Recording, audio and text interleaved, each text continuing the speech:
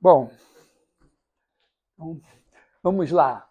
Tem alguma questão que possa orientar o início dessa aula? Pergunta?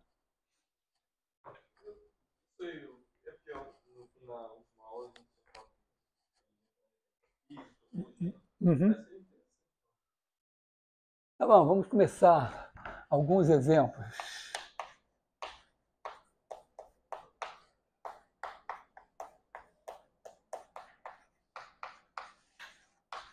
Eu acho que eu vou começar a voltar nos campos conservativos. Pensar assim. Esse nem precisa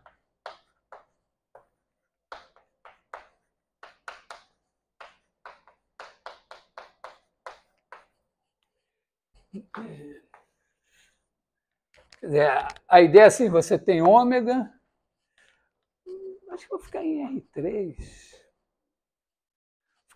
Pensar em R3, tá? Para ficar exemplo assim. Ômega aberto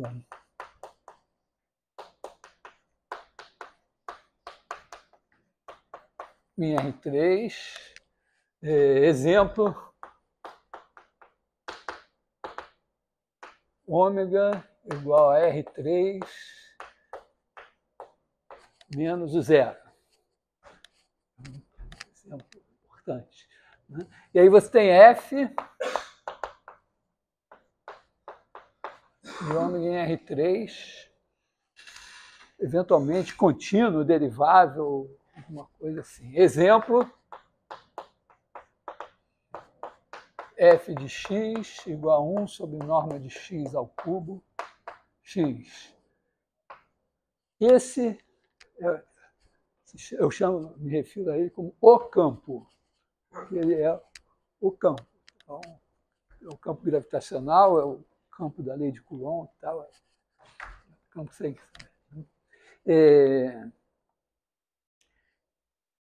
Aí, se você pensa esse campo como um campo de forças, você pode ter, vamos dizer, pensar assim, que você tem mx dois pontos de t igual a f de x de t.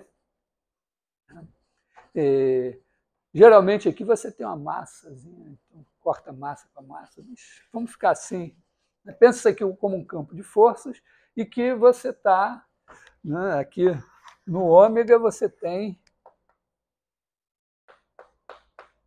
uma trajetória x de t, que está sob ação só dessa força, então a massa, desaceleração, a derivada do momento linear, é a força. Né?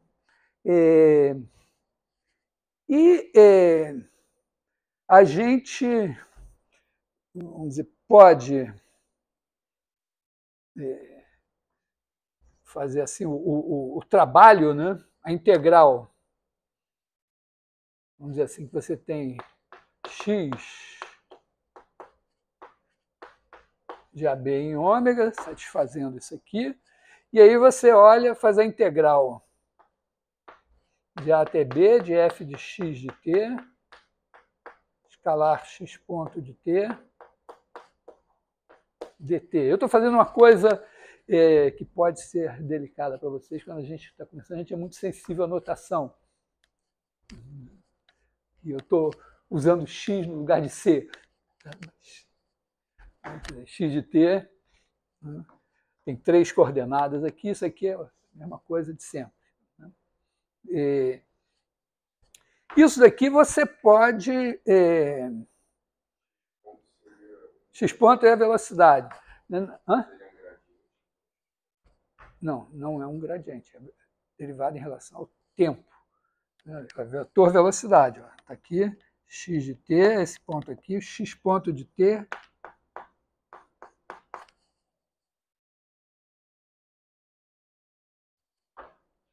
Certo? Gradiente, você pensa quando você tem uma função de R3 em R, e aí você deriva essa coisa.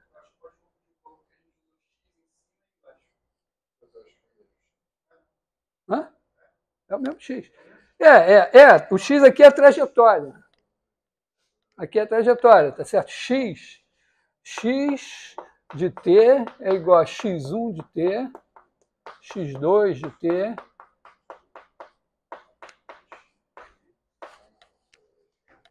tá? A curva está andando e tem as 3 coordenadas, é isso aqui. Então, isso aqui é produto escalar da força pelo vetor velocidade vezes o dt, então a força vezes o dszinho, você está integrando o trabalho. Mas você também pode olhar para isso aqui e dizer, não, mas isso aqui é igual, substituindo isso aqui, a integral de a até b de m, x2 pontos de t, escalar x pontos de t, dt. E aí, como você é craque, né, de derivadas, vamos dizer, a coisa de o fato da gente calcular menos hoje faz com que a gente, às vezes, tenha dificuldade. Você tem que olhar para isso e dizer, não, isso aqui é a derivada do produto escalar de x ponto por x ponto. Quer dizer, isso aqui é igual à integral de a até b da derivada em relação a t de 1 meio de m x ponto de t em norma ao quadrado, que é o x ponto de t.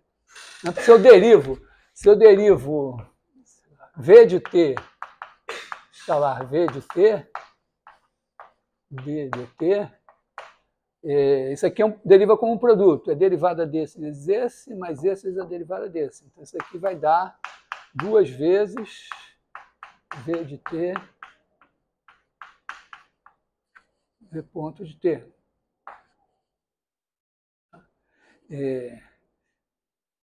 E isso daqui é o v de t ao quadrado. Então, isso daqui, derivando, dá isso. dt. Isso é uma coisa que eu fiz, acho que na primeira aula, não me lembro mais. Mas então eu estou integrando a derivada de alguém. Se o meu x ponto é contínuo minimamente, assim, então isso daqui é igual a 1 meio de m x ponto de t ao quadrado, calculado em B menos em A. Então, é a variação da energia cinética. Quer dizer, o trabalho realizado por uma força é a contribuição dela para a variação da energia cinética. Hã? Não falaram isso na Física 1? Ah, não, é porque na Física 1 você não sabe cálculo ainda. Aí eles ficam lá te enrolando, né? Refazendo as coisas do ensino médio e tal. Aí, quando que eles vão falar isso? No curso de mecânica. Assim, que lá na Física... ou você poderia ter feito, teve gente mesmo na engenharia matemática que disse, não, eu vou fazer física ou não, eu estou perdendo meu tempo. Vai lá, depois faz os carros, faz a mecânica, eletromagnetismo.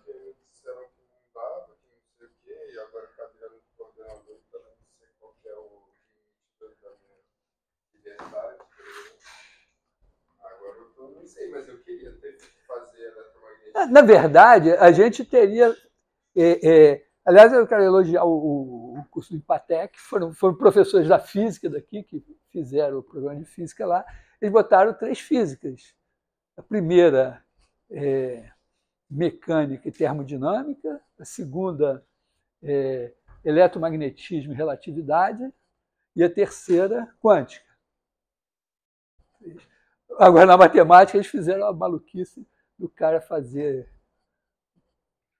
matemática, aprender essas coisas que eu estou ensinando aqui, sem ter feito, sem fazer a física, eletromagnetismo e relatividade. Mas vamos dizer, a gente não ousou colocar isso no currículo da engenharia matemática, seria complicado naquele momento, mas se eu tivesse aqui para fazer uma reforma no curso da física, vamos mudar, fazer isso aqui. Tá? Bom, mas então você tem isso aqui. Por outro lado, né, se você sabe que, em geral, vou pegar meu apagador, a gente já sabe que, em geral, nem todo campo é gradiente de alguém. Certo? Tem campos que não são gradientes. Fiz parte lá, não sei se vocês lembram, mas discuti isso lá no começo do curso. Mas se por acaso esse campo F fosse gradiente de alguém, imagina se F igual a gradiente de uma certa função F. Então, eu poderia escrever isso daqui como integral de A até B de gradiente de F em x de t, escalar x ponto de t, dt. E aí, como eu sei derivar, eu olho para isso e digo, mas isso daqui é igual à integral de A até B da derivada em relação a t de F de x de t dt, que é igual a f de x de b menos f de x de a.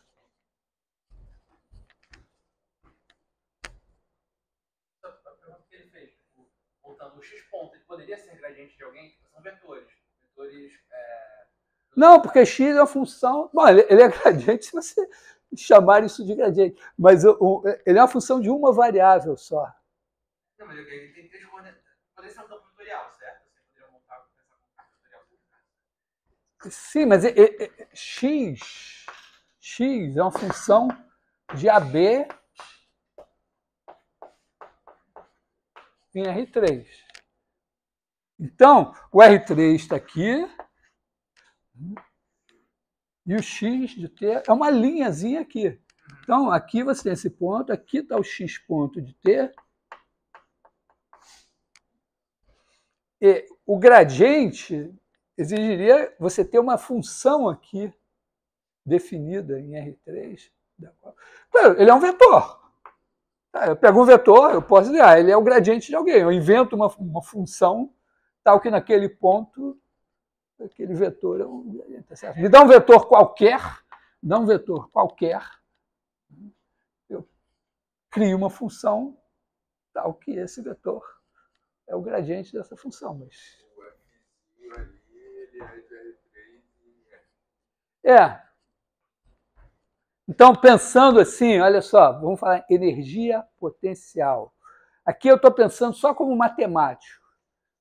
Pensei como matemático, eu não acredito em energia. Então, mas se eu disser para vocês que eu não acredito em energia, ninguém vai me pagar o dízimo. Então, eu vou falar em energia para vocês me pagarem o dízimo. Essa é na minha pregação. Tá? Então, eu, como matemático, pensei só assim, esse campo F poderia ser gradiente de alguém.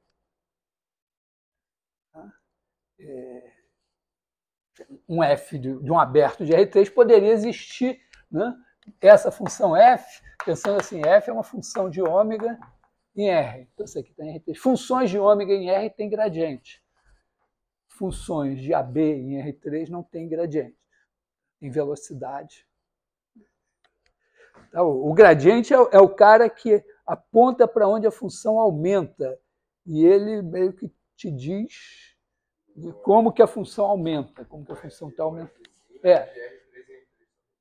Em R, né? Para ter gradiente. Caralho, ele fica colando em cálculo. Aí, poxa, isso me aconteceu. Eu passei em Física 3, Física 2 e 3, assim, enrolando. Chegou na Física 4, o professor claramente assumia que eu sabia Física 3. Aí, o que eu fiz? Tranquei, né? Aí fui depois num outro professor que não assumiu isso e consegui passar mais uma enrolando. Então aqui eu estou assumindo que cálculo 2, né, você sabe que é gradiente. Sabe? Mas digamos que nada disso fez sentido para você. Tá? Mas o fato é o seguinte, que eu olho para essa integral e vejo que se esse campo fosse gradiente de alguém, essa integral corresponderia à variação dessa f aqui.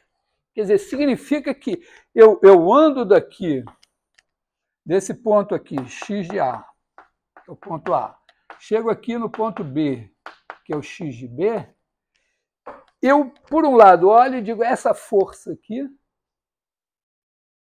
andei com essa força, e ela me fez variar a energia cinética. Então, aqui eu tenho uma energia cinética, né, igual a 1 meio de mx ponto de B. E aqui eu tinha energia cinética, 1 meio de mx ponto de A quadrado. Então, isso daqui é exatamente o que essa integral me deu. Aí eu digo, porra, mas se tivesse uma função assim, isso daria o f de x de b, né? Isso aqui também tem o f. F de x de b, na verdade, não depende de velocidade, só depende do b. Né? Então, isso aqui é o f de b, e esse daqui tem o f de a. Então, esse menos esse também é esse menos esse. Aí alguém teve uma ideia genial, disse, não, mas se eu disser, não, mas isso daqui é menos a energia potencial, né, em A. E esse daqui é menos a energia potencial em B. Então, eu tenho a energia cinética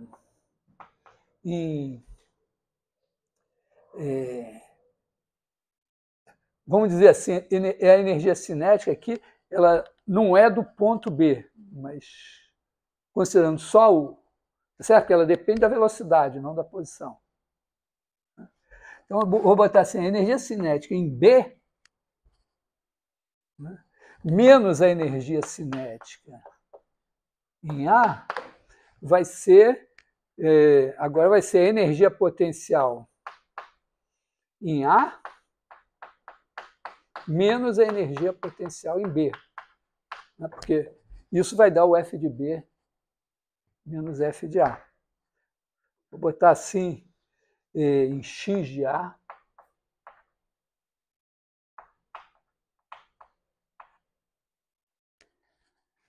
Aí eu poderia dizer, pô, então eu ganho, se isso aqui for positivo, a energia potencial, vamos dizer, se a energia cinética em B for maior que a energia cinética em A energia potencial em B é menor. E é como se eu dissesse, então, quando eu ganho energia cinética, eu perco energia potencial. A ideia de que você tem aqui uma partícula paradinha, e ela está a uma certa distância da Terra. E na medida que, se eu solto ela, ela vai ficando mais próxima da Terra e vai ganhando energia cinética. Para isso, você diz que esse campo daqui, esse F daqui, é igual a menos o gradiente.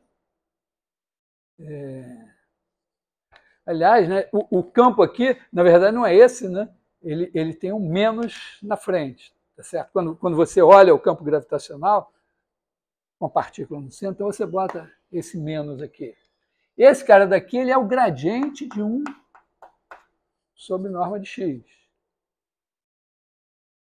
Você não diz que essa é a energia potencial. A energia potencial é menos isso, ela é negativa. Porque, tá certo? Você precisa que quando você vá se aproximando do centro da partícula que está com a massa, a energia potencial diminua. É meio contraintuitivo, porque esse negócio, esse 1 sobre norma de x está aumentando. Mas quando você bota sinal menos, ela vai ficando cada vez mais negativa. E que dá esse balanço aqui, né? Que a energia cinética em B mais a energia potencial em... botar assim, a energia cinética em x ponto de B, né? É igual à energia cinética em x, de x ponto de A mais a energia cinética em x de A. Então você ganha uma coisa maravilhosa, quer dizer, olha, eu vou inventar uma coisa assim, que eu vou chamar de energia total, que vai depender de x de t e de x ponto de t. Mas poderia dizer, depende de um ponto aqui, de um vetor velocidade aqui. Né? E isso é igual à energia cinética, 1 meio de norma de x ponto de t ao quadrado, mais a energia potencial, que é menos F de x de t, com F de x igual a menos, vou chamar isso aqui de U de x de t. Então, menos o gradiente de U de x. Então, toda vez que você tem um campo que é gradiente de alguém, se você pensar ele como um campo de forças e pensar uma partícula se movendo sob ação só desse campo de forças, você vai ter uma conservação da energia. Isso daqui, né, é de x de t, x ponto de t, é constante.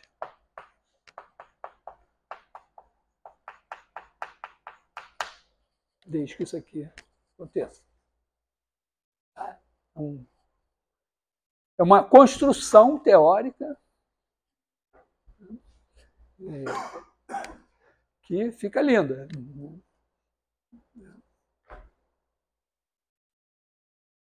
Então, tem um problema, que é o fato de que nem todo campo, vou botar um campo de forças qualquer, nem todo campo vai ser conservativo. Graças a Deus, porque sem isso não haveria eletromagnetismo. A luz não estaria acesa, vamos dizer assim. Nem a câmera gravando, nem nada.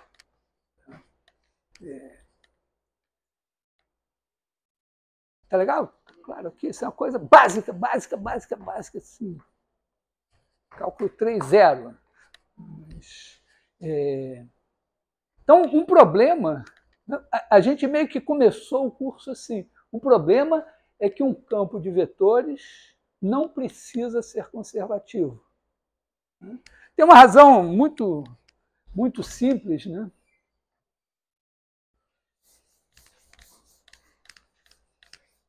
Que é o seguinte,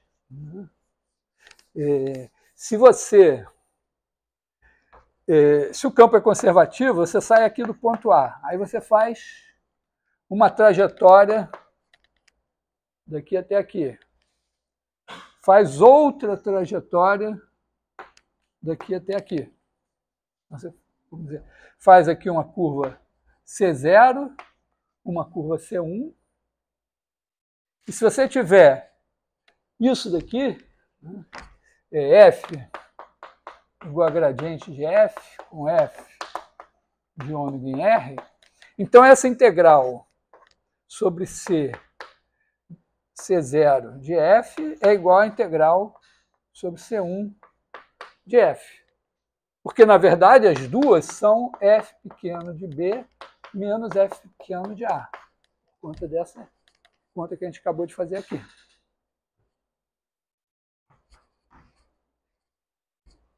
Legal? Se o F for gradiente, Fzão é gradiente de Fzinho, vale essa conta daqui.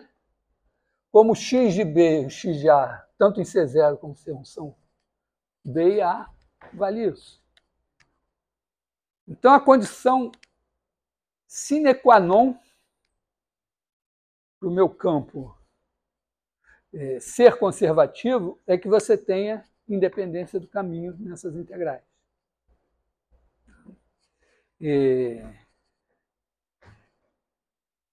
Essa é uma medida global. Então, um exemplo de campo não conservativo, né, em R3, pensa assim, F de x1, vou botar xyz.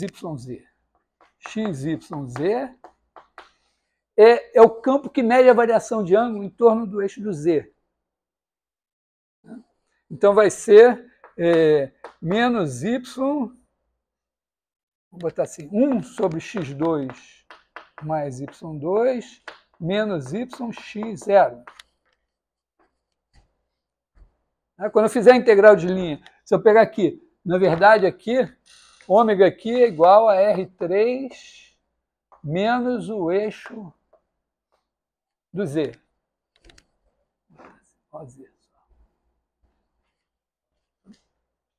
Então, se você pegar uma curva aqui, dando uma volta em torno do eixo do Z, essa integral vai dar 2π.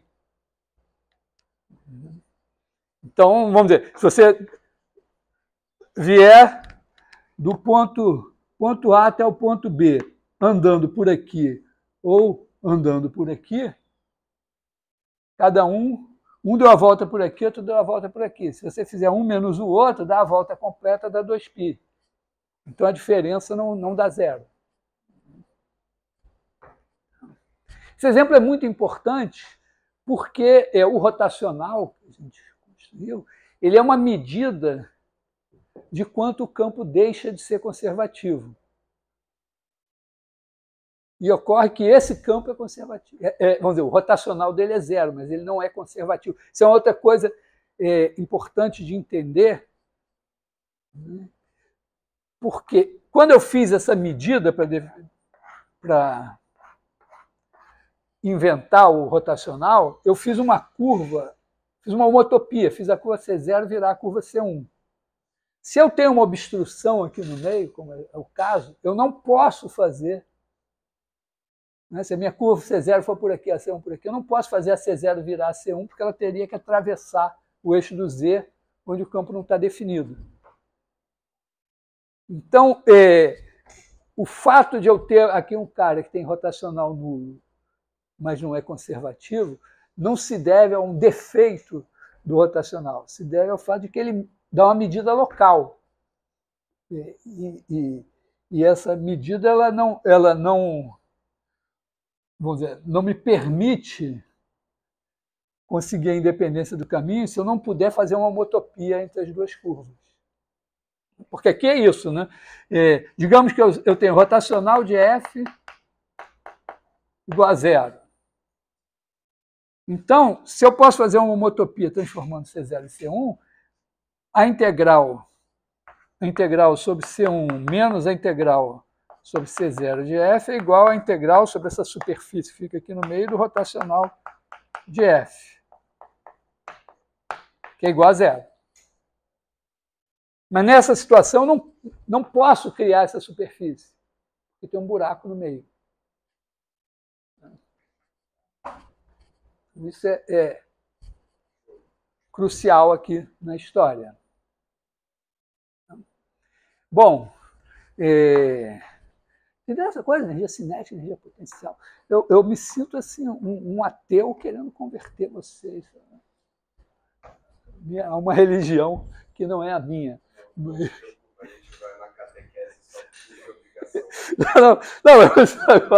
Você agora pode ir lá perguntar. Ele sabe isso. Ele só. O professor sabe. Ele fica travado porque ele sabe que você, da cabeça dele, você não sabe. Vamos ver, na Física 1, você acabou de entrar aqui, você não sabe cálculo. E por cima, o professor de cálculo leva 2 meses dando aula de limite. E aí a derivada vai começar já muito tarde. Tinha um professor de física aqui, o Kodama japonês. Kodama dizia, não sabe, tudo bem, eu ensino. Ele ensinava as coisas de cálculo, tudo. Bom, enfim. Mas o professor sabe, talvez ele se sinta pouco à vontade diante de uma turma que ninguém sabe derivada, te responder uma pergunta assim. Bom, repara, mas tem uma coisa que é legal, que é o seguinte, se essa integral independe do caminho, sempre, eu consigo construir o campo F. Porque, mais ou menos, eu vou usar talvez a linguagem de cadeias. Né? Porque, vou explicar como é que eu faço, eu tenho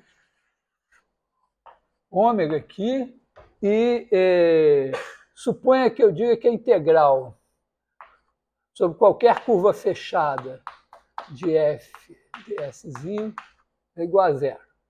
Né? C, curva fechada em ômega. Imagina que a integral... Então, como é que eu vou construir o potencial? Eu vou construir assim, ó, eu pego o ponto A e digo, meu potencial, claro que o meu potencial é o cara que tem gradiente igual a F, então, se eu disser o potencial em A é 18, tudo bem, eu posso dizer que é zero, posso dizer qualquer coisa sobre um ponto, né? Porque eu posso somar uma constante, a minha Fzinha, ela continuará. Então, eu vou dizer assim, ó, eu fixei A, fixo ômega, vamos dizer assim, ômega é conexo, tá? Para eu não ter problemas. Porque aí, se é um aberto conexo, eu posso ligar dois pontos por um caminho, uma curva de classe C1. Então, eu fixo A e defino f de A igual a zero. Aí eu pego qualquer ponto B aqui, chama de P, né? Então, pego um ponto P aqui, o que eu faço? Eu sei que como o meu aberto é conexo, eu posso criar uma curva C que começa em A e termina em P. Então, P, se P pertence a ômega, crio C de AB em ômega, C1 com C de A igual a A, C de B igual a P. E aí, F de P é igual a F de P menos F de A, porque eu fiz F de A igual a zero, e isso é igual a F de C de B menos F de C de A. E é uma das coisas mais maravilhosas de estar aqui na universidade, é que além de semelhança de triângulo, teorema de Pitágoras, equação de primeiro grau, soma de PG, você sabe o teorema fundamental do cálculo. Então você olha para isso e diz, eu tenho uma função calculada em B menos a função calculada em A, isso é igual a integral de A até B da derivada de F de C de T dt. Essa derivada é integral de A até B do gradiente de F em C de T, escalar C ponto de T, dt, que é igual a integral de A até B do meu F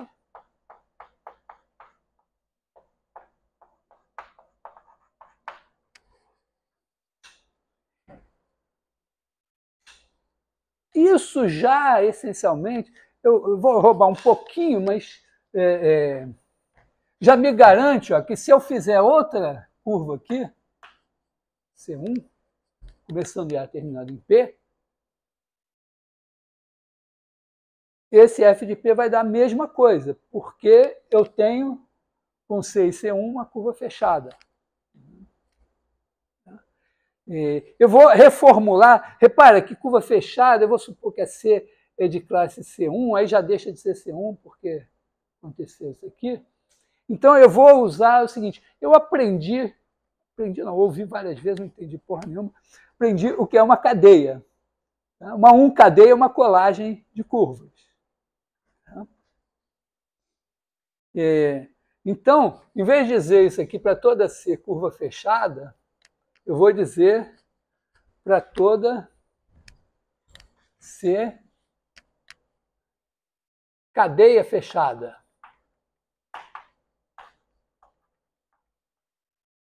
Cadeia fechada significa que o bordo de C é igual a zero. Cadeia.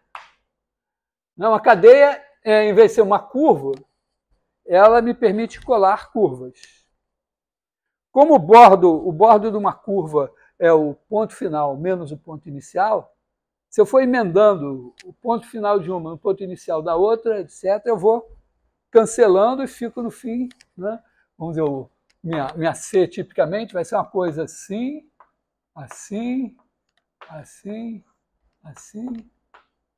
Né? Em particular, se eu fizer C menos C1, vai ser uma cadeia fechada, porque menos C1 ela é ao contrário. Né? Então, está na minha hipótese, se essa integral se anula para toda a cadeia fechada, está na minha hipótese a garantia de que essa definição não depende da curva que eu pegar.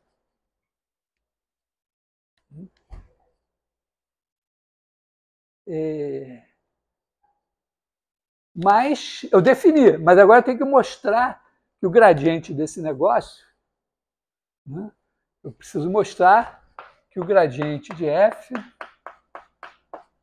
é igual a f.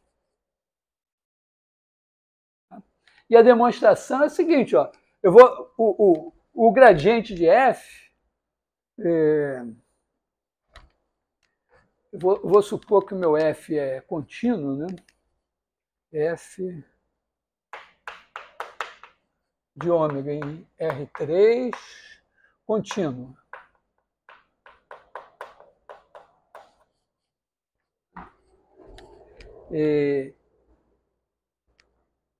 Para eu mostrar que isso daqui, eu tenho que mostrar que a derivada de ρ f de ρ x1, né, ρ f de ρ xi é igual a fi. Né? O gradiente é formado pelas derivadas parciais. Então, vou pegar aqui o E1. Fazer isso aqui é andar aqui e fazer, né? Aqui eu pego esse cara daqui, digamos, é o EI, mas eu vou fazer só para o E1, tá? A mesma conta. Né? Não, vou chamar ele de EI, mas eu vou pensar ele como E1. Aqui assim. Né? Então eu tenho que fazer F, né? Esse daqui vai ser o P mais H EI, é esse ponto aqui. H é o aqui. Então eu tenho que fazer F de P mais H EI menos F de P. Dividir por H e tem que dar isso. Né? Mas olha só, para eu chegar aqui eu posso fazer assim, ó, eu pego essa curva e soma essa daqui. Tá? Eu mudo aqui a minha definição, crio, em vez de pensar assim, ó, eu crio cadeia 1 cadeia C com bordo de C igual a P menos A. E aí eu faço a integral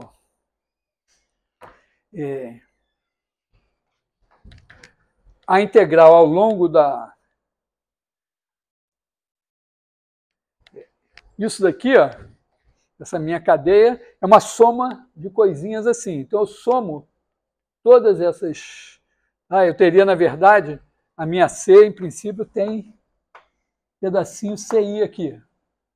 Em cada pedacinho CI, essa integral dá o valor da minha Fzinha no final menos o valor da minha Fzinha inicial. Tá? Mas eu não preciso saber se é o valor da Fzinha da essa integral aqui. Tá?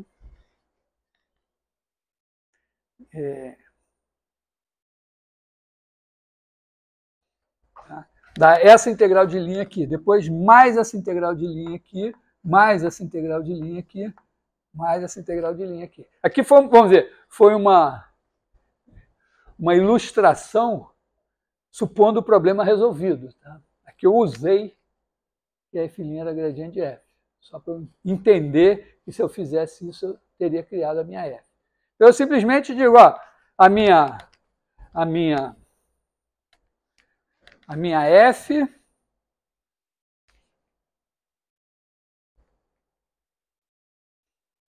eu crio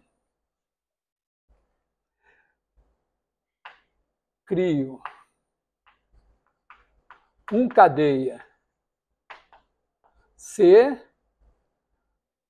com bordo de C igual a P menos A.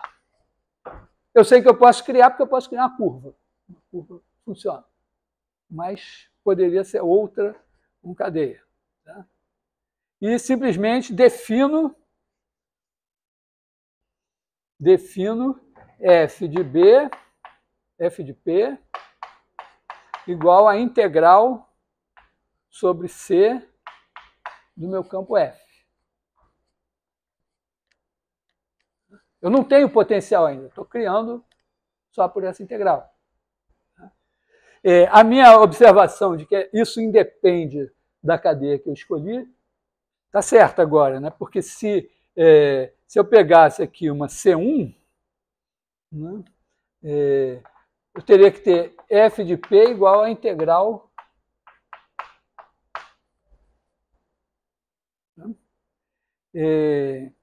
mas acontece que a integral sobre F em C1 menos C, né, essa cadeia C1 menos C, o bordo dela é zero, porque o bordo de C1 é P menos A e o bordo de C é P menos A também. Tá? Pictoricamente é isso, né?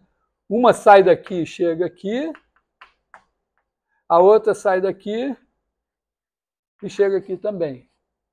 Então, quando eu faço uma menos a outra, eu crio uma coisa que tem bordo nulo. Então, essa integral aqui é zero. Tá? Então, essas duas integrais são iguais. Estou usando fortemente que a integral de alguma coisa sobre uma cadeia é a soma das integrais em cada uma das curvinhas que compõem a cadeia. Isso está na minha definição. Tá? Quer dizer, a integral, se C é igual a somatório de CI, cada CI sendo uma curva parametrizada, de NI, CI, lembrando, uma cadeia é isso, né? Eu pego várias curvas parametrizadas, colo elas. Se precisar, eu posso multiplicar cada uma por um número inteiro. Então, se C é dado assim, a integral sobre C de F, por definição, é somatório de NI integral sobre CI de F. Porque eu só sei definir isso aqui, né? Eu pego uma curva parametrizada, aí eu sei o que é integral sobre a curva. Isso aqui, a CI, sim, é uma de AI, BI em ômega. Aí essa é uma curva parametrizada, eu sei o que é a integral de f sobre ela. Oi?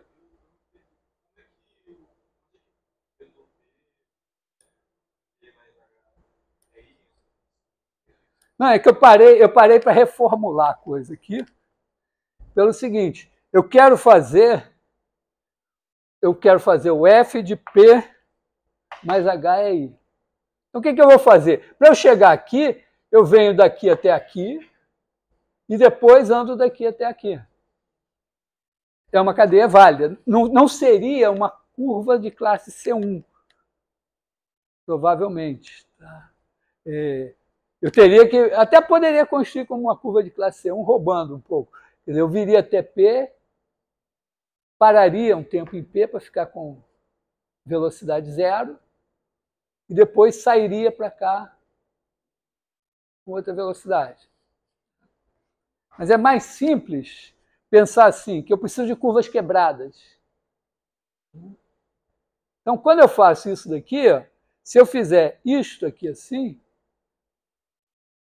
uma cadeia que vai dar o f de p está aqui. A do f de p mais h é i, eu somei mais alguma coisa a essa. Então, essa diferença daqui, né, vou apagar aqui.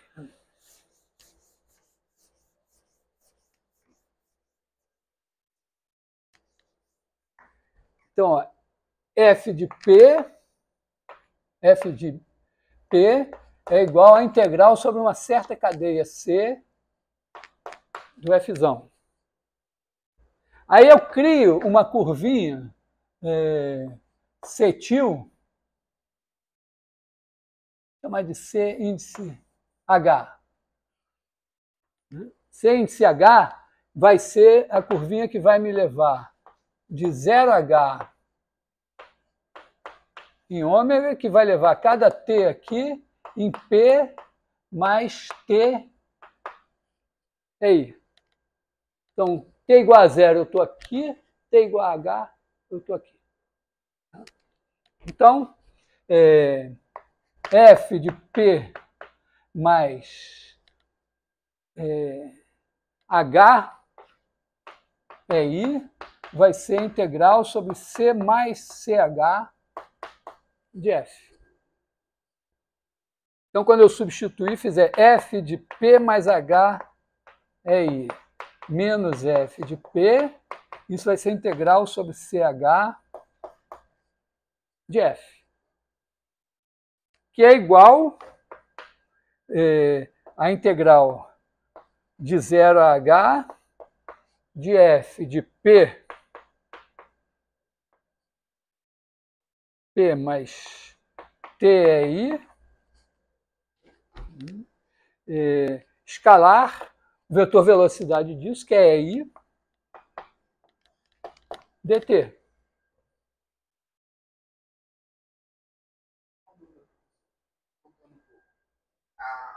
A Fzinho de P ser igual a integral em C de Fzão faz parte da hipótese ou não? Não, é definição. A minha hipótese é que isso daqui, ó, é zero para qualquer cadeia fechada. Isso me permite dizer, ó, eu pego uma cadeia que começa em A, termina em B, e digo f de P é a integral de Fzão sobre essa cadeia. Se eu tivesse escolhido outra curva, daria a mesma coisa, por conta da minha hipótese. Então, isso daqui é a definição, eu estou definindo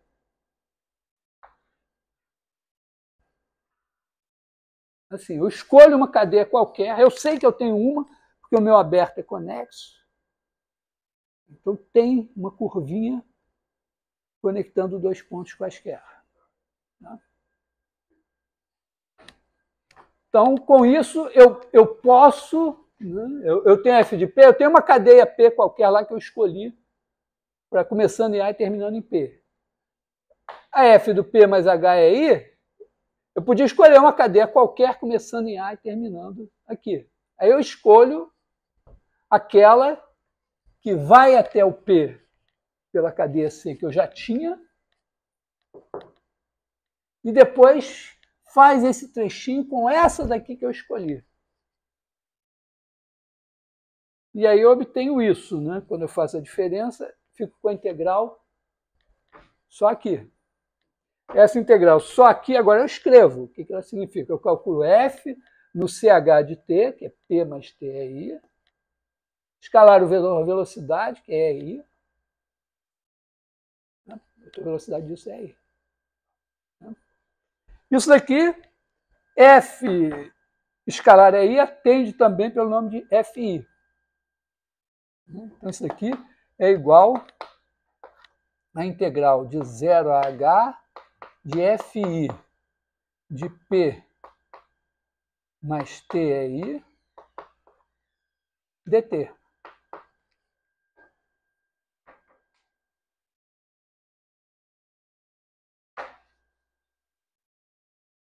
Mas eu quero isso aqui dividido por h.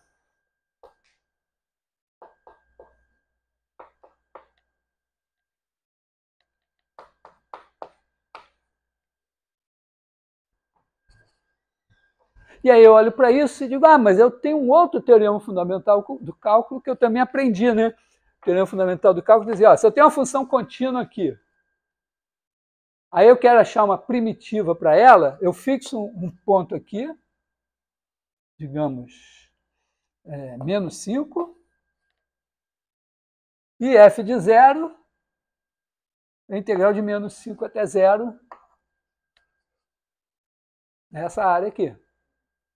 E aí, se eu quiser a derivada em 0, eu ando aqui até h, aí f de h vai ser essa área zona aqui, menos o f de 0 é essa áreazinha aqui, a diferença é essa área aqui.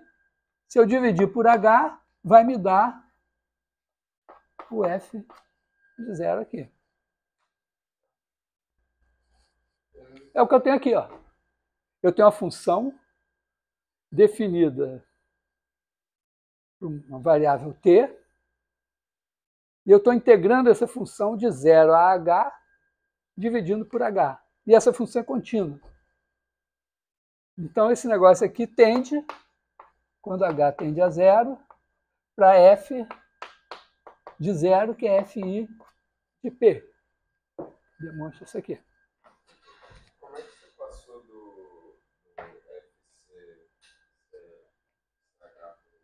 Para cá? Daqui para cá? Eu usei a definição. Definição de CH e definição do que é essa integral.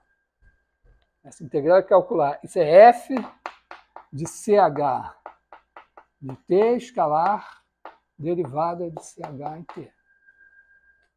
Então, substituir esse cara aqui, a derivada disso é i. F escalar é i, é fi. Pronto. Embora, vamos dizer, tenha uma certa complexidade aqui, eu fiz só o que eu tinha que fazer. Porque é claro que eu tinha que definir a minha fzinha como integral da minha f sobre uma curva que começa aqui e termina aqui. Depois, fazer a derivada parcial é fazer isso.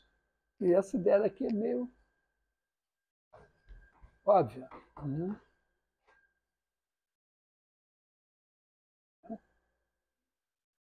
Legal que eu usei os dois teoremas fundamentais do cálculo. Então, esse resultado mostra que, na verdade, um campo é conservativo sem somente ser. Ele é conservativo no aberto ômega. Entendeu? Porque o fato de que essa integral é zero para toda a cadeia fechada pode depender do aberto ômega. Aquela forma de variação de ângulo é bem claro, né? A forma de variação de ângulo está definida em R2 menos um ponto. Tem curvas fechadas aqui que não vai dar zero a integral. Mas se eu disser, eu vou tirar uma linha, isso aqui indo até o infinito. Agora não tem mais, então o meu aberto deixou de ser o R2, é o R2 menos essa curvinha aqui. Não tem mais a possibilidade de uma curva fechada dar a volta em torno do zero. Agora, qualquer curva fechada que eu pegar, a integral de linha do f sobre ela é zero. Então, minha forma de variação de ângulo agora tem uma primitiva. Que vamos dizer, pela irregularidade dessa curva. Se eu tivesse, vamos dizer, feito uma coisa trivial, vamos pensar assim, o caso simplesinho, né? Pego isso aqui, tiro a semirreta real positiva. Então, eu defino os ângulos variando de 0 a 2π aberto. Cada ponto vai ter um ângulo. Aqui eu vou ter que fazer uma coisa meio maluca. Cada ponto aqui eu vou ter que escolher o ângulo que é mais ou menos uma coisa próxima aí de, vamos dizer, 135 graus. E aí, aqui eu vou definir os ângulos aqui perto assim. Mas esses daqui vão estar perto de um tanto, os de cá vão ter o mesmo ângulo que o de cá. Né? Por exemplo, vamos dizer, se eu pensasse assim, ó, esse cara daqui teria um certo ângulo e esse cara daqui teria o mesmo ângulo. Só que eles estão em lados opostos. Mas é porque a minha curva eu posso fazer aqui e voltar aqui. Mas eu não fechei.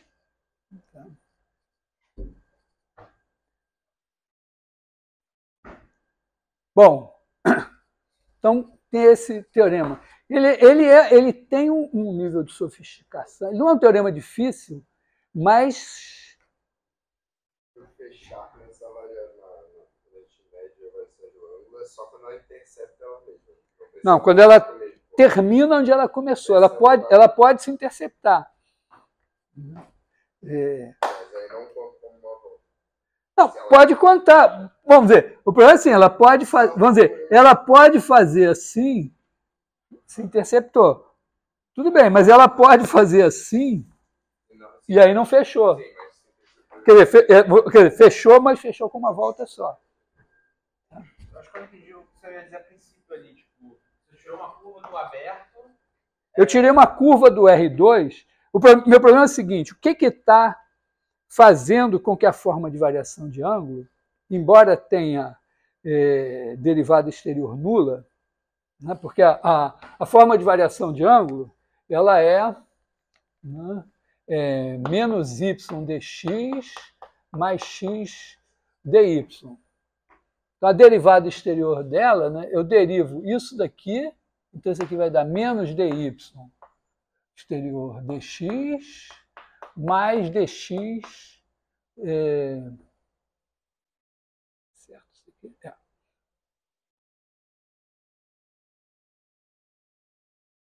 não é tão bobo assim, né? Menos y sobre x2 mais y2 dx mais x sobre x2 mais y2 dy. Então, a derivada disso em relação a y tem aqui x2 mais y2 ao quadrado e multiplica agora isso daqui. X2 mais y2 com sinal menos mais y vezes 2y. Quer dizer, isso aqui vai dar menos x2 sobre x2 mais y2 ao quadrado. Né? Menos x2, não, menos y2.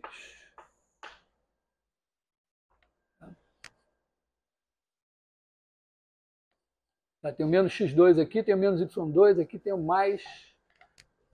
não, menos x2 mais y2. Né? Se eu não errei nada aqui. E se eu fizer a derivada dessa daqui em relação a x, se Deus quiser, vai dar... isso daqui é derivada em relação a y. Então, eu vou ter isso aqui, dy, dx... Está entendendo o que eu estou fazendo? eu tenho essa função aqui, eu quero a derivada exterior. Então, eu derivo ela em relação a y, multiplico pelo dx. Porque a derivada em relação a x vai dar dx, não vai dar nada. Né?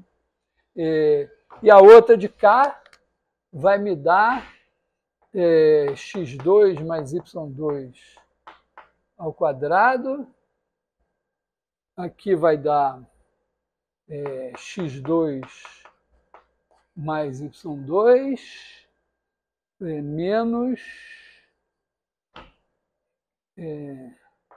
menos x vezes 2x. Então, isso aqui vai me dar menos x2 mais y2 sobre x2 mais y2 ao quadrado, só que dx dy. Não deu igual, dá zero. Tá? Então, essa forma aqui tem derivada exterior nula, que corresponderia a ter rotacional zero. Quer dizer, corresponde, na verdade, ao campo que eu dei com 3 coordenadas, que a terceira é nula, ter rotacional zero.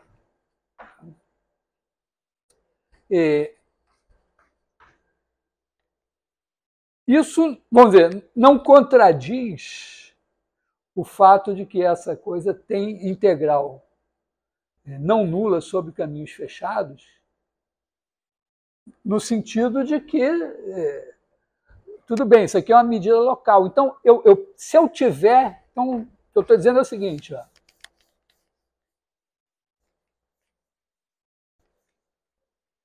Porque saber se um campo, se a integral de linha de um campo é sobre caminho fechado dá zero sempre, é meio difícil. Você tem que testar tudo, ter algum macete, né? Mas imagina que você tem f de R3 em R3, vou supor que ele é C1 e que o rotacional de F igual a zero. Tá? Quer dizer, ou pensando assim, né? F1 dx mais F2 dy mais F3 dz, a derivada disso aqui é igual a zero. Tá? Que corresponde aqui, ó, a você, fazendo a conta, isso aqui, ó, é dρ F1 dρ y dy dx mais dρ F1 dρ z dz dx mais dρ F2 dρ x dx dy mais dρ F2 dρ x3 dρ z dz dy mais dρ F3 dρ x dx dz e mais dρ F3 dρ y dy dz. É mais fácil que decorar do que do determinante. Isso aqui, se você ajeitar, vai dar o rotacional de F. Então, imagina que isso daqui deu zero.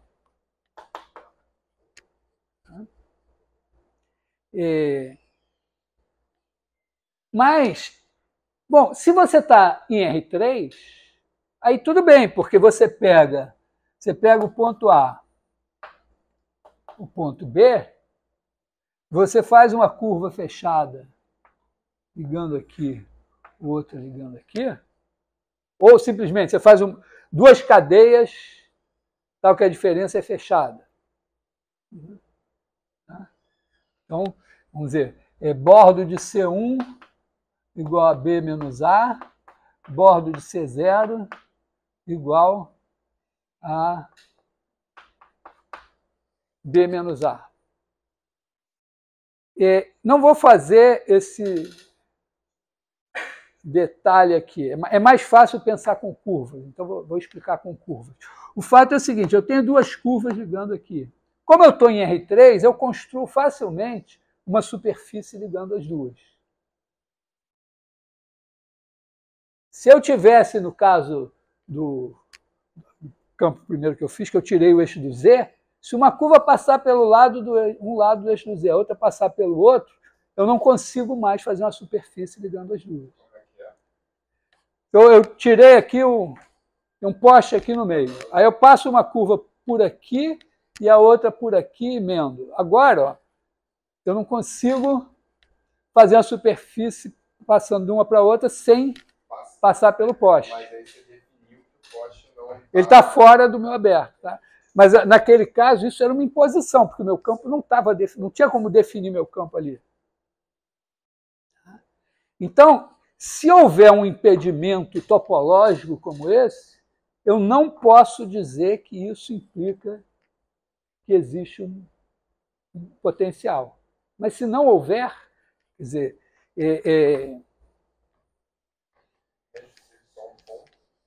mesmo que seja... Não, no caso de formas, um ponto não é problema. Porque no caso de formas, eu tenho que pegar duas curvas e ligar por uma superfície. Está na cara que se você tirar um ponto de R3, tem uma curva aqui, outra aqui, você contorna o ponto. O problema é se você tirar uma reta, alguma coisa que... Ou tirar um círculo, por exemplo. Né?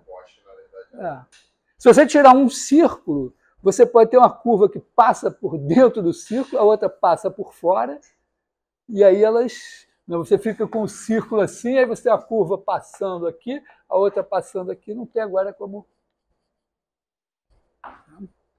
Então, isso é super importante, porque isso estabelece, né, uma relação entre uma questão que é de cálculo puramente, né?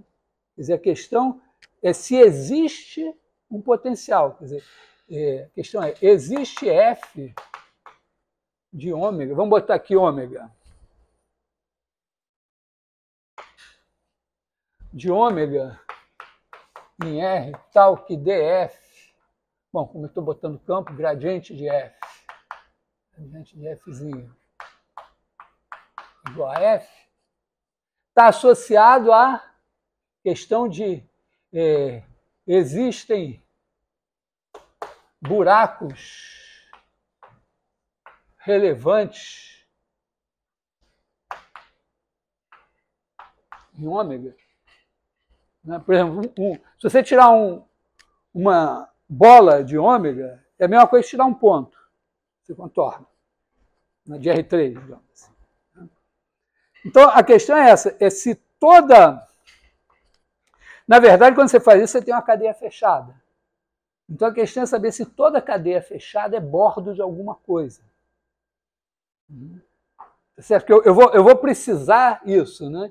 Que se C1, se bordo de C1 igual a B menos A e bordo de C2 igual a B menos A, então bordo de C1 menos C2 é igual a zero. Seria isso daqui. Né?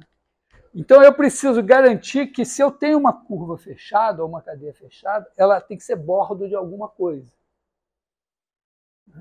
No caso de pensando com curvas, eu tenho duas curvas ligadas, vamos dizer, duas curvas ligando os mesmos dois pontos, elas teriam que ser homotópicas, eu teria que conseguir construir uma superfície ligando as duas. Então a questão é essa, será que existe essas aqui são cadeias. Aí a questão é, existe dois cadeias C, tal que bordo de C é igual a C1 menos C2? É equivalente, mas é um teorema chatinho, difícil, tem até nome, Pontryagin, né? Que essas duas questões são equivalentes. A da existência da homotopia e... Oi? Mas então, as cadeias C seria o plano. Não, seria uma superfície, né? É porque, como agora uma cadeia é assim, a outra, de repente, é só assim.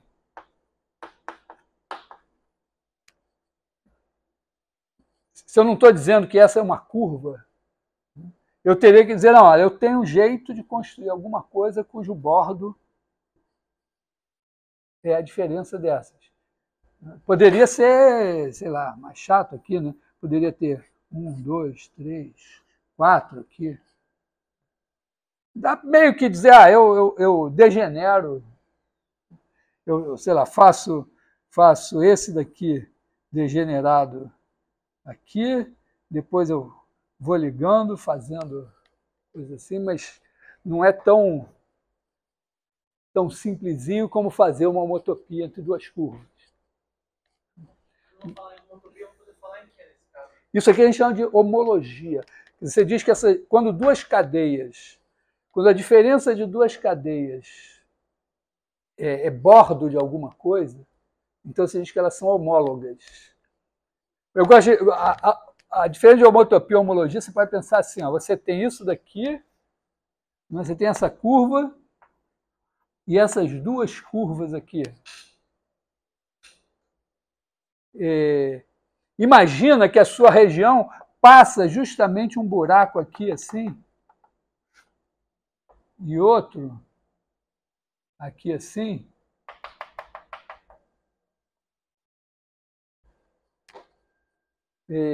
De maneira que você, vamos dizer, primeiro que uma curva não pode ser homotópica duas curvas separadas, né? Tem algumas maneiras, mas uma maneira legal de pensar a homologia é dizer, ó, tem uma superfície, a homologia é isso, tem uma superfície que tem como bordo isso menos isso. Você simplesmente faz a calça, né?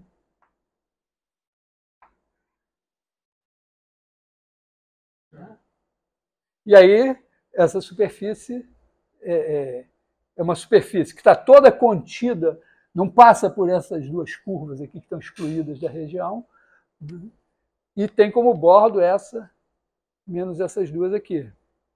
Então, significará, vamos dizer, em termos de teorema de Stokes, né, você dirá, se essa daqui é C0, essa daqui são C1 e C2, então, C0 menos C1 menos C2 é o bordo da superfície S. Simplesmente elas estão dadas com orientações. Então, quando você pensa o bordo dessa superfície, você tem que tomar um cuidado com as orientações. E aí você, vamos dizer, da maneira como estão aqui, C1, C2 e C0, né, para ela ser o bordo da superfície, teria que tomar os devidos cuidados. Mas ó, essa daqui anda e a superfície está à direita dela. Essa daqui anda e a superfície está à esquerda dela. Tá? O bordo é meio assim, vamos dizer, à direita, quer dizer, você orientou a superfície, botou um campo de vetores normais. Tá? Então você andou aqui com a normal, andando para a sua cabeça, a superfície está à sua direita. Aqui está à esquerda. Então o bordo troca o sinal. No caso, você já falou, no caso da esfera, por exemplo, ela não tem bordo. A esfera, o bordo dela é nulo. Mas você pode... Uma maneira aqui também de contornar essa coisa, vou falar daqui a pouco, mas é isso, ó, você tem isso aqui, é o bordo de S, então a integral de F sobre C0 menos a integral de F sobre C1 mais C2, né, é igual à integral, vamos dizer, de DF sobre S, porque isso daqui é o bordo de S. O F é uma 1 forma, então a integral dessa 1 forma sobre o bordo de S é igual à integral da derivada em S. Como isso aqui é zero, então você tem essa igualdade aqui. Uma outra maneira seria dizer, não, eu posso fazer uma homotopia. Eu pego C1, eu venho aqui, aí eu faço uma emenda, continuo aqui, volto aqui assim. Agora eu volto sobre a minha emenda e completo. Então é como se eu botei um canal de ida, outro de volta aqui, de maneira que agora eu posso abrir essa curva e fazer uma homotopia aqui. É uma outra maneira de meio que roubando. Mas, bom, a questão é essa, quer dizer, você só vai poder garantir que o rotacional zero implica na existência de um potencial se a sua região for tal que duas curvas fechadas são homotópicas, ou qualquer cadeia fechada é bordo de alguma coisa. Isso, por exemplo, é uma coisa que os físicos sabem, mas não sabem. Eles sabem que se o rotacional é zero, então tem um potencial. Mas eles conhecem os exemplos de situações em que isso fura. Mas eles parece que às vezes não ligam o fato de que a existência do potencial é uma coisa local. Né? Tá certo? Se eu tiver isso daqui, é claro que eu tenho aqui o ponto X. Então eu pego uma bolinha aqui em torno de X, nessa bolinha, qualquer curva fechada é bordo de uma superfície, é uma bola, não tem buraco nenhum ali. Então eu tenho um potencial aqui. Então o problema é que você tem, localmente você tem potencial, mas se tiver um problema topológico global, você não consegue emendar esses potenciais para fazer um potencial global. É famoso isso, assim, a gente usou o medida de ângulo para ver essa coisa do raciocínio, mas tem instituições físicas que são famosas, tipo, eu acho que faz sentido, mas não sei se está certo, mas pega o universo inteiro e fala, eu posso falar que todo o universo é um campo gravitacional? Não, porque ele funciona no mundo. Está pensando em algo mais do universo inteiro, talvez um campo de velocidade, talvez um campo de velocidade, algum caso clássico de quadro, algumas pessoas realmente sabem que fura, que justamente não tem a retratabilidade.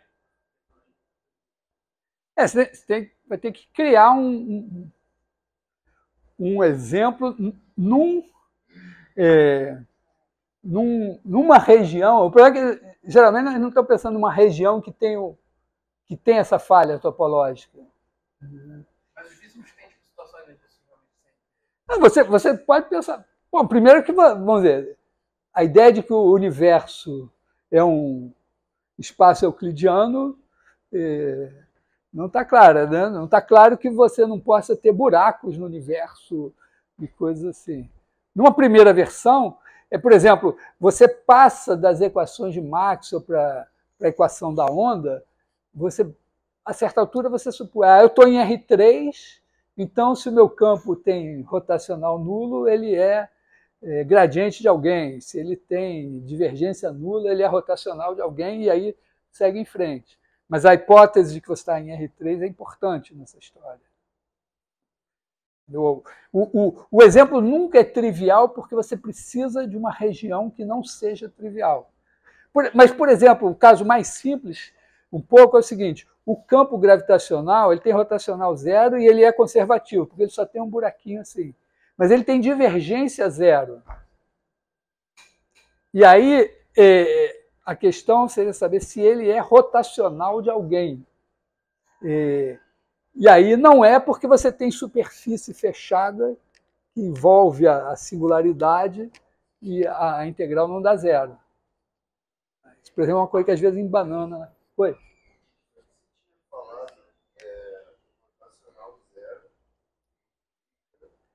Não, eu estou dizendo que o rotacional zero, se não tiver problemas, tipo buraco, quer dizer, se toda curva fechada ou toda cadeia fechada for homóloga a zero, quer dizer, for bordo de alguma coisa, então eu posso fazer a mesma construção que eu fiz aqui, porque na hora que eu fizer a integral por um lado, a integral por outro, vai dar a mesma coisa aplicando o teorema de Stokes.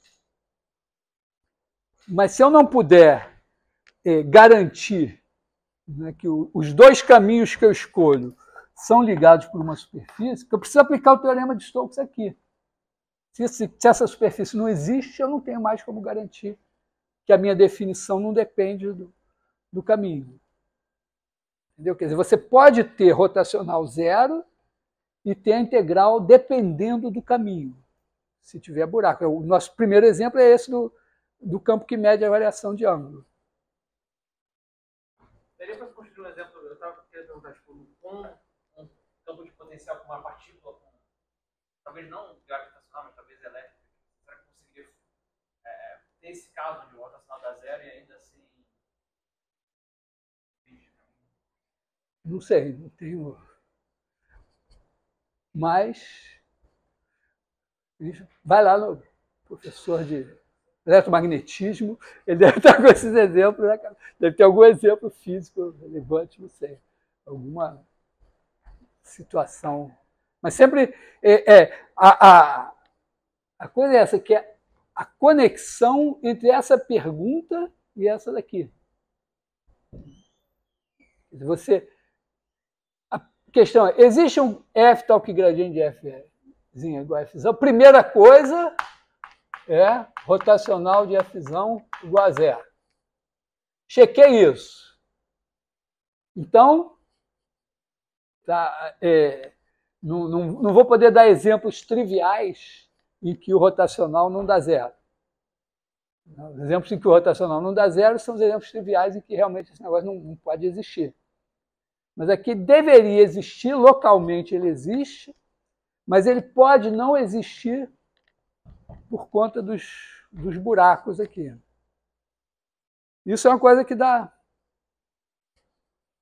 bastante pano para manga. Não vou aprofundar totalmente nesse curso. Tem um teorema que relaciona essas coisas, que é o teorema de de Haen.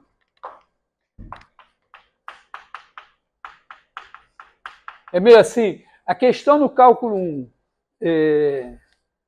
a integral da derivada, a integral de f' da f de b menos f de a, é o teorema de Stokes.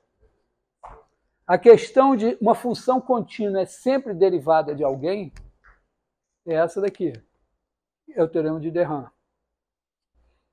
Vai dizer que, vamos dizer, entre outras coisas, faz parte do teorema justamente dizer que uma forma, né, se a forma ômega, se d ômega igual a zero, não basta isso para você ter ômega igual a derivada de alguém.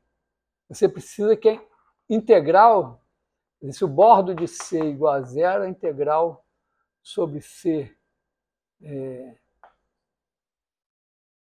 de ômega igual a zero. Quer dizer, traduzindo, eu tenho uma cadeia fechada e a integral de ômega sobre qualquer cadeia fechada dá zero. Então, ela é derivada exterior de alguém. Está na nossa hora? Não sei tão tarde. Hã? 10 para meio-dia ainda? Então, vamos dizer, isso aqui é um exemplo super importante, porque, primeiro, a gente passou pela coisa o campo conservativo, na verdade, provavelmente o nome vem por causa da conservação de energia, que não é uma questão que tem a ver aqui com a história, mas é super importante. Né? E a gente meio que fez isso aqui, quer dizer, se a integral sobre qualquer caminho fechado dá zero, sobre qualquer cadeia fechada dá zero, então o campo é gradiente de alguém, é derivada exterior de alguma coisa. E ao mesmo tempo, né, então colocou em xeque o fato de que a gente introduziu o rotacional para medir o quanto que o campo deixava de ser conservativo. Então essa medida ela tem um certo limite. Né? Ela está dizendo que pode acontecer o rotacional ser zero e o meu campo não ser conservativo. Vou fazer um paralelo com uma coisa que a gente conhece bem. Oi? O critério 2 seria o quê? Seria, tipo, para deixar colocado. Isso daqui não basta, quer dizer, eu preciso que, se a curva é fechada, implica a integral. Foi esse que a gente introduziu. Vou tentar fazer um paralelo com uma coisa que a gente conhece bem. A medida de quanto uma função deixa de ser constante é a derivada. Certo? Ou o gradiente. O gradiente zero, a coisa é constante. Mas, né, eu sei que f' igual a zero, se a minha região for assim, ó, tem aqui o intervalo A1, B1 e mais o intervalo A2, B2, aí eu posso ter, todos nós sabemos, uma função cuja derivada é sempre zero, mas não é constante. Ela é constante em cada componente conexa. Não é a mesma coisa com o gradiente, né? Quer dizer, se eu tiver aberto assim com dois pedaços, eu posso dar uma constante aqui, outra constante aqui, o gradiente vai ser zero, mas a função não é constante. Por quê? Porque f associa números a pontos. Então vamos pegar agora um campo de vetores, f. Vou pensar assim, f associa números a curvas. Vou pensar assim, curvas que eu vou supor fechadas.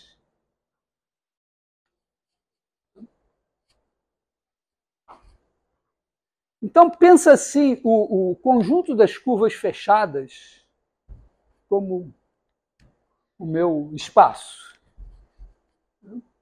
O que acontece aqui? Aqui, ó, eu não posso conectar um ponto daqui com um ponto daqui. Né? Tem um ponto A1 aqui, um ponto A2, vou chamar de P1 aqui, ponto P2 aqui, e eu não tenho um caminho ligando os dois dentro da minha região. Então, olha que legal aqui, por exemplo, essa forma que mede a variação de ângulo. Eu tenho aqui uma curva que está aqui assim. Eu tenho outra curva que também está aqui dando uma volta. Eu posso fazer uma homotopia entre elas. E, portanto, a minha integral, meu número de voltas, que é a integral de linha aqui, a integral de linha aqui, vão ser iguais, porque o rotacional é zero. Beleza. Mas eu não posso ligar, né, aqui a curva C1, curva C2, aqui a curva C0, eu não posso ligar uma dessas curvas a essa daqui por uma homotopia. Então é como se elas tivessem componentes conexas diferentes, entendeu? Você pega o espaço o conjunto das curvas fechadas, né? Então aqui é o meu ômega. Então pega o conjunto da C de AB em ômega com C de A igual a C de B. Com relação a C1 aqui, tá? Então, esse conjunto, eu posso dizer assim, que um caminho ligando duas curvas é uma homotopia de curvas fechadas. E aí, olha só, aqui eu estou dizendo que f'0 significa que f é constante em cada conjunto em que cada componente conexa, em que eu posso ligar dois pontos por uma curva. Aqui, ó, o rotacional de f igual a zero me diz exatamente a mesma coisa. Se eu pegar o conjunto das curvas que são conectadas umas às outras por homotopia, Né? Se eu faço uma homotopia entre essas duas, então, se é essa aqui, integral sobre C1 de F menos integral sobre C2 de F. C1 menos C2 é o bordo de S, então isso aqui é igual a integral sobre S do rotacional de F, que é zero. Porque eu estou supondo rotacional zero. Se eu pegar aqui ó, uma curva que dá 2 voltas aqui, eu já não consigo ligar por homotopia numa dessas aqui. Ela já está em outra componente conexa. Então, não é tão diferente assim. Né? Eu meio que esqueci, porque aqui a situação topologicamente é tão trivial, né, que eu já suponho que tudo é conexo. Mas supor que eu estou num aberto conexo aqui é como que dizer, supõe que eu estou considerando só curvas que são homotópicas umas das outras.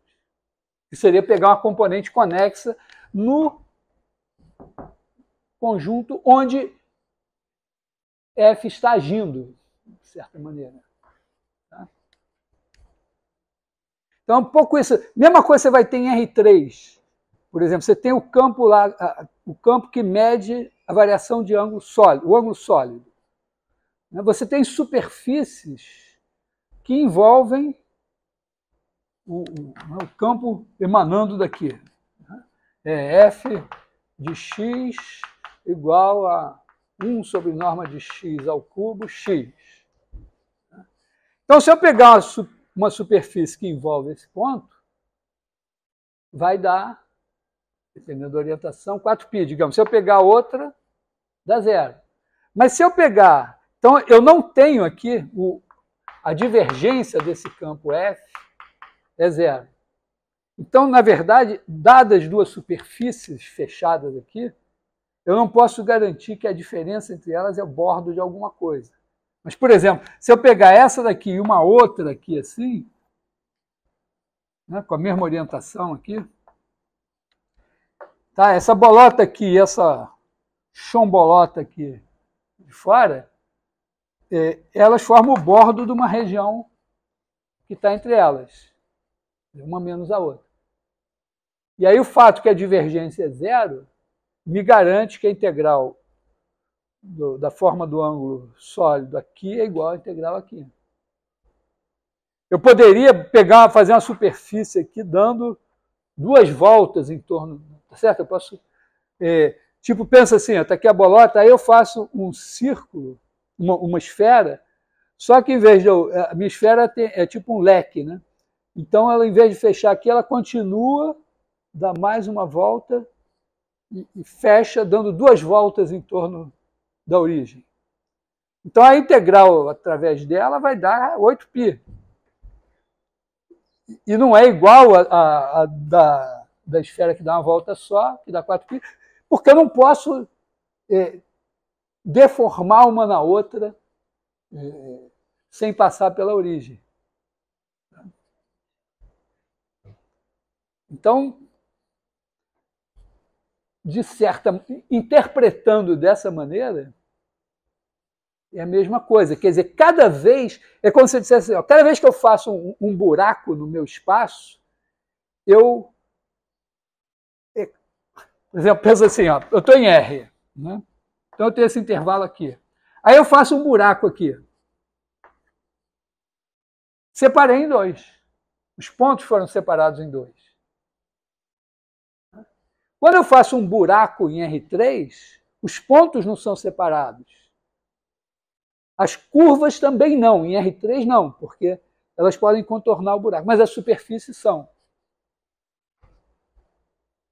Se ao contrário eu arrancar uma reta inteira de R3, aí os pontos não são separados, as curvas são e as superfícies também. Os não são separados? Não, porque eles podem contornar o buraco, né? Não, você arranca uma reta inteira. Eu arranquei uma reta inteira de R3. Se eu arrancar uma reta de R2, eu separo. Mas de R3 não. Tá? Se eu arrancar a reta assim, eu tenho. Quando eu arranco a reta, eu tenho superfícies que.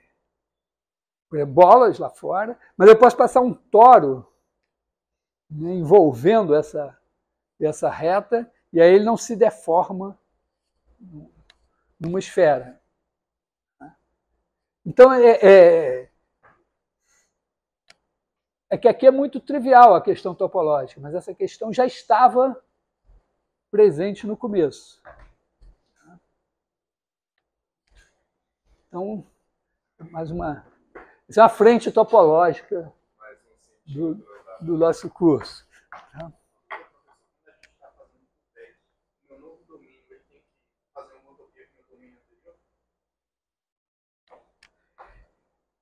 Quando você tem uma homotopia aqui. Eu estou fazendo pullback. Mas pullback de quê? Eu estou. Era em R3 e agora eu estou trabalhando com coordenada polar, por exemplo. No plano. Você pegou uma coisa em R3 e trouxe para o plano. Tá, pullbackei. Tem homotopia? Não, isso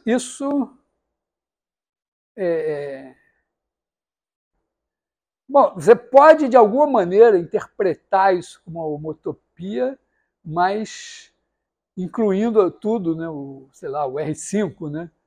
Porque, de certa maneira, tá certo? Porque aqui o R3 está num lugar, o R2 está no outro. Você está fazendo uma coisa de R2 virar uma coisa de R3. Você poderia fazer isso.